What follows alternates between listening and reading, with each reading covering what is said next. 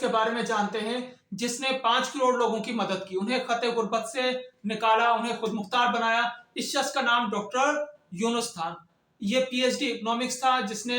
1974 میں اپنے ملک کے ایک علاقے میں لوگوں کی مدد کی جس میں اکثریت خواتین کی تھی،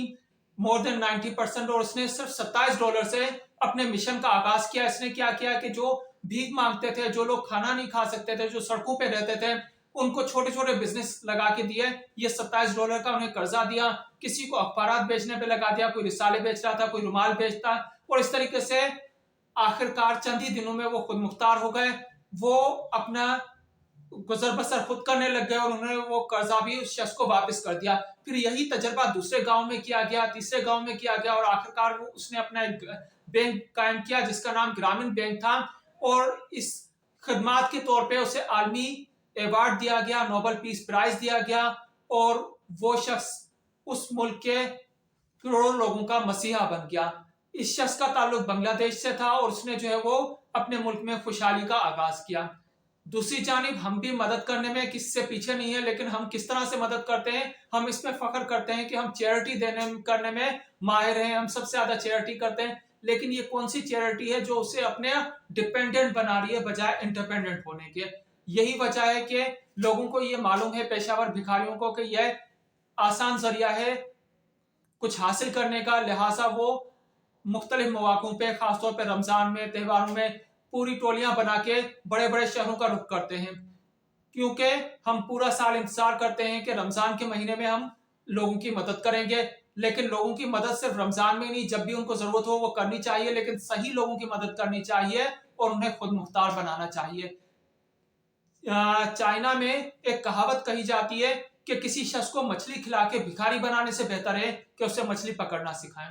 اور یہی ہمارے مذہب کی بھی تعلیم ہے کہ کسی شخص کی عزت نفس کو بھی مجروح نہ کریں اور اسے خود مختار بنا دیں۔ اسلام کبھی بھی پیشہ ور بھکاریوں کو بھیک دینے کی حوصلہ افزائی نہیں کرتا۔ ایک واقعہ یقیناً آپ نے سنا ہوگا کہ ایک شخص حضور صلی اللہ علیہ وسلم کی خدمت میں حاضر ہوا اور اس نے کہا کہ میں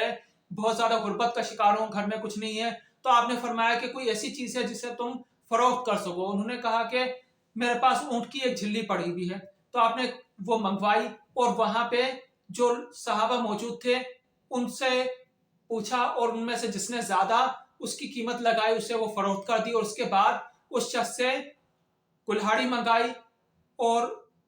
اس میں سے جو باقی رقم بچ گئی اس سے کہا کہ یہ اپنے گھر لے جانا اور آج کا آپ کھانا کھا لینا، گزر بسر کر لینا، اور کل سے آپ جنگل میں جائیں، اس کلاڑی سے لکڑی کاٹیں اور کچھ دنوں کے بعد مجھ سے آپ ملاقات کیجئے گا۔ جب وہ واپس آیا کچھ دنوں کے بعد تو وہ خوشحال تھا، اپنا گزر بسر کرنے کے قابل ہو گیا۔ تو اس سے کیا ظاہر ہوتا ہے کہ یہ جو کھانا کھلانا ہے کسی شخص کو، یہ وقتی حل تو ہو سکتا ہے، لیکن مستقل حل کیا ہے کہ وہ اپنے پاؤں پہ کھڑا ہو جائے۔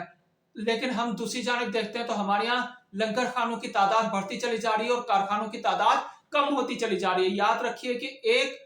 کارخانہ سینکڑوں لنگر خانوں سے بہتر ہے۔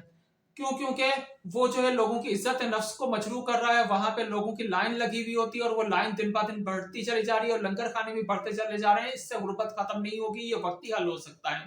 اور اس میں جو ہے وہ ہم مختلف کھانے پینے کی، مثلاً وہاں پہ بکرے کا گوشت بھی دیا جا رہا ہوتا ہے، اس سے بہتر ہے کہ اسے سادہ سبزی دیں، لیکن اس کے ساتھ ہی کوئی اس طرح کا اسٹال ہو جو یہ پوچھے کہ کس کس کو روزگار چاہیے، کس کو کوئی ہنر نہیں آتا، اس میں مدد کریں، اور ہمیں بھی چاہیے کہ اپنا ہنر کسی کو سکھائیں، کسی کو جاب حاصل کرنے میں مدد دیں، کسی کو شاپ لگا کے دیں، کسی کو کوئی چھوٹا سا قرضہ دے دیں کہ وہ کوئی ہلکا پھلکا ہی کام کرنے لگ جائے، اور اس طریقے سے جب وہ خود مختار ہو جائے گا تو یہ آپ کی اصل خدمت ہوگی، اس سے ملک میں خوشحالی آئے گی۔ ورنہ خدا نخواستہ ہم ڈکلائننگ کی طرف جس طرح سے جا رہے ہیں، غربت میں اضافہ ہو رہا ہے، تو یہ اس کا حل نہیں ہے۔ اور جو حقیقتاً سفید پوش شخص ہوتا ہے وہ روزانہ خودکشیاں کر رہے ہیں، جو آپ اخبارات میں پڑھتے ہوں گے کہ فلاں شخص نے غربت سے، مہنگائی سے تنگ آ کے خودکشی کر لی، جبکہ جو پیشہ ور بھکاری ہوتے ہیں وہ بڑے کانفیڈنس کے ساتھ، بڑی ٹرکس کے ساتھ لوگوں سے مانگ رہے ہوتے ہیں اور آپ ان سے متاثر بھی ہو رہے ہوتے ہیں۔ تو یہ تھی میری آج کی ویڈیو، امید ہے آپ اس بات سے اتفاق کریں گے اور اس سے دوسروں سے شیئر کریں گے۔ میرے چینل کو سبسکرائب کیجئے گا اور ویڈیو کو لائک کیجئے گا۔ Thank you so much.